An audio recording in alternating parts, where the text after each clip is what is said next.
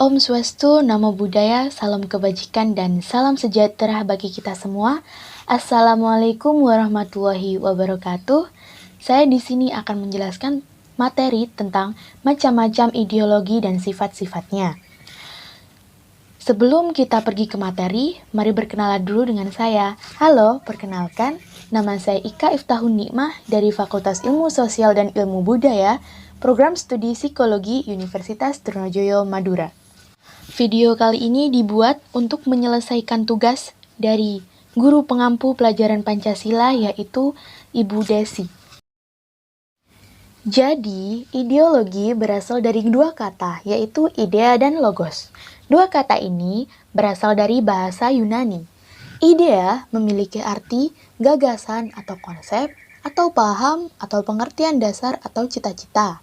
Sedangkan logos adalah ilmu. Jika disimpulkan, pengertian dari ideologi adalah suatu ilmu yang membahas tentang paham, gagasan, konsep, serta cita-cita yang dijadikan sebagai pegangan individu atau sekelompok individu agar dapat mencapai sesuatu yang mereka inginkan. Macam-macam ideologi yang akan kita bahas di video kali ini ada 4. Yang pertama yaitu ideologi liberalisme, yang kedua ideologi komunisme, yang ketiga ideologi Pancasila, dan yang keempat yaitu ideologi sosialisme. Ayo kita mulai pembahasannya. Ideologi yang pertama yaitu ideologi liberalisme. Apa sih pengertian dari ideologi liberalisme? Jadi, ideologi liberalisme adalah pandangan filsafat dan tradisi politik yang didasarkan pada pemahaman masyarakat tentang kebebasan dan persamaan hak yang menjadi suatu nilai politik utama untuk fondasi suatu negara. Atau dalam kata lain, paham yang kemudian menghendaki adanya kebebasan kemerdekaan individu di semua bidang, baik itu di dalam bidang politik, ekonomi, ataupun juga agama. Ideologi ini bersifat bebas. Rata-rata negara yang menggunakan ideologi ini memiliki masyarakat yang kapitalis dan cenderung individualis. Pencetus dari ideologi ini adalah John Locke, seorang filosof dari Inggris. Ciri-ciri dari ideologi liberalisme yang pertama yaitu menggunakan sistem pemerintahan demokrasi. Yang kedua, masyarakat memiliki kebebasan intelektual penuh mencakup kebebasan berpendapat, berbicara, dan beragama, dan mengutamakan hak asasi manusia, atau HAM, sehingga setiap individu memiliki kesempatan yang sama dan berhak mendapatkan perilaku yang sama dari negara. Yang ketiga yaitu pemerintah hanya memberikan peraturan terbatas untuk mengatur kehidupan masyarakatnya, karena negara hanya digunakan untuk mekanisme dalam perwujudan tujuan-tujuan yang lebih besar. Dan yang keempat, yaitu tidak menerima ajaran dogmatisme. Ajaran dogmatisme adalah ideologi yang memegang kepercayaan dan menentang apapun yang tidak sesuai dengan kepercayaannya.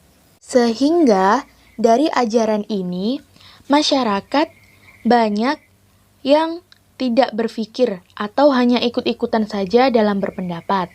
Sedangkan ideologi liberalisme memiliki sifat bebas dalam segala hal, termasuk berpendapat dan memperjuangkan pendiriannya atau pendapatnya selagi pendapat tersebut tidak merugikan negaranya ataupun masyarakat di dalam negara tersebut. Ideologi yang kedua yaitu ideologi komunisme.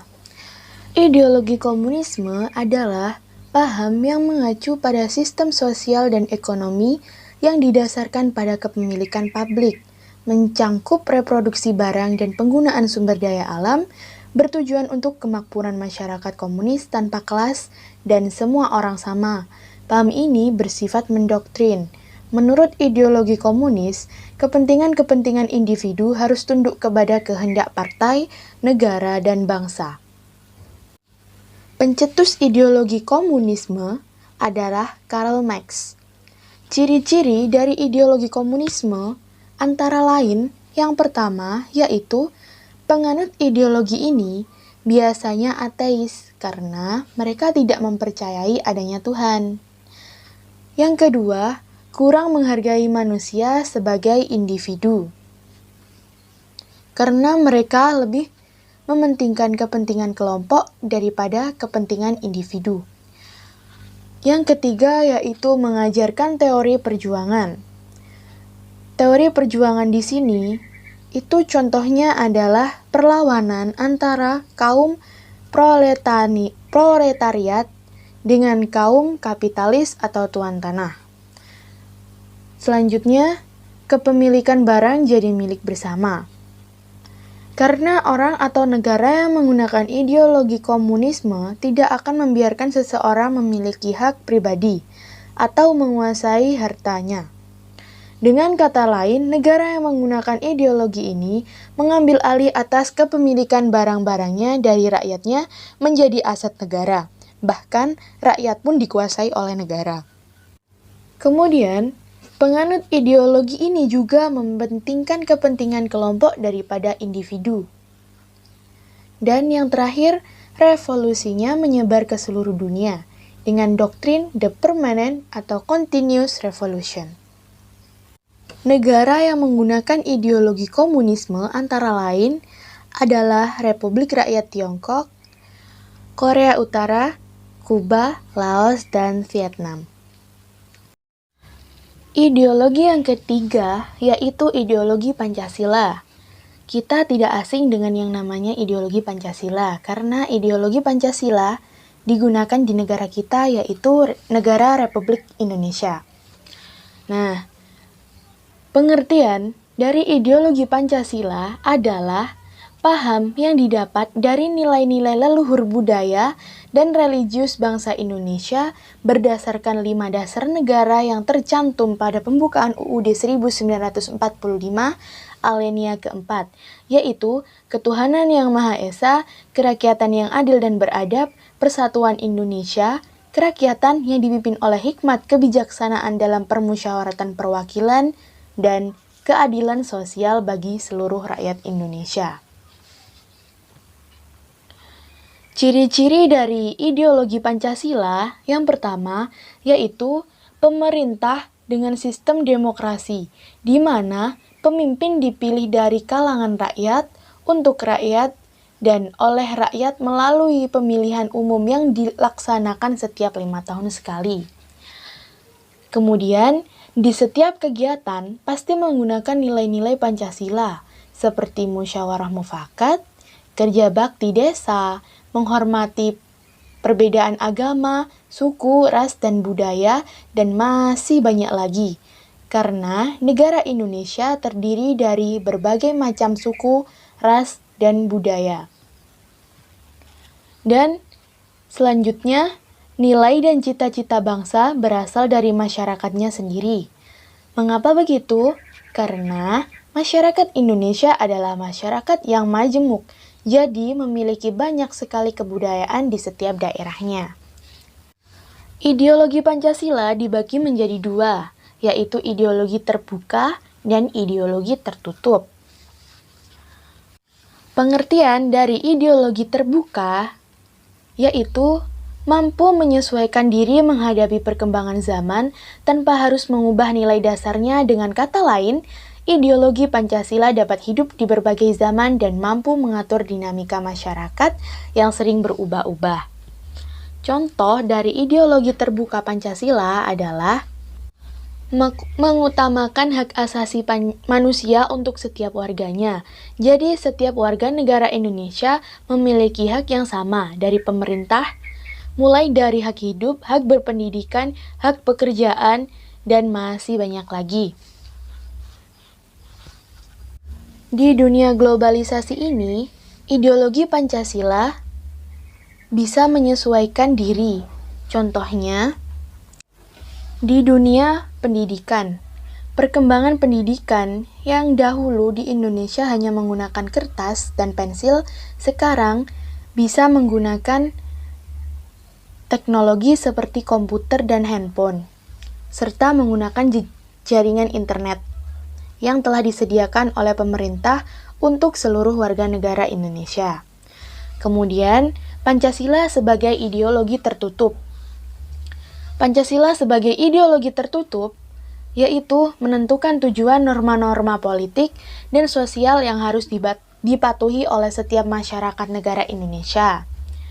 Contohnya adalah, setiap warga negara Indonesia harus memahami nilai-nilai yang terkandung di dalam Pancasila, mulai dari landasan hukum yang harus memanfaatkan atau berpatok pada Pancasila dan tidak boleh mengubah Pancasila, sehingga Pancasila ini memiliki sifat mutlak.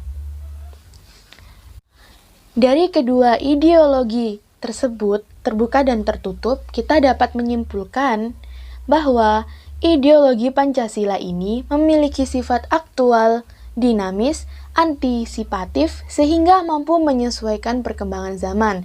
Bukan hanya itu, tetapi keputusan dari ideologi ini didapat dari keputusan orang banyak setelah dilakukannya musyawarah.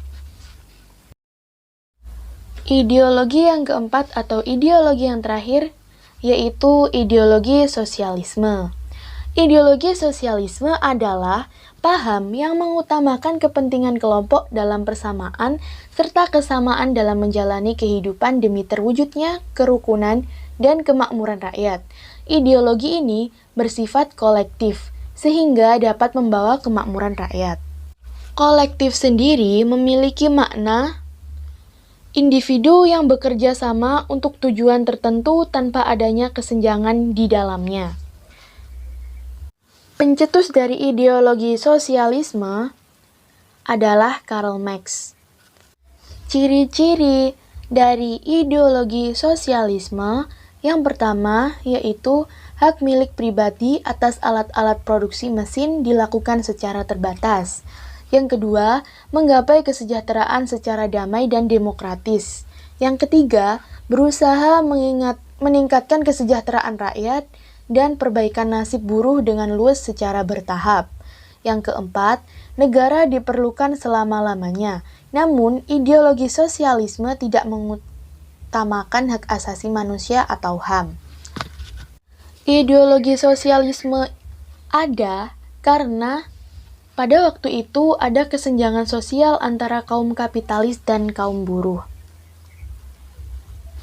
Dari penjelasan tadi, kita dapat menyimpulkan bahwa ideologi adalah paham yang dijadikan sebagai landasan bernegara atau dasar dari suatu negara untuk menjalankan cita-cita dari negara tersebut.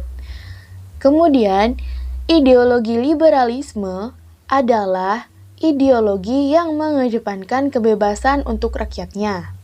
Pencetus dari ideologi ini adalah John Locke.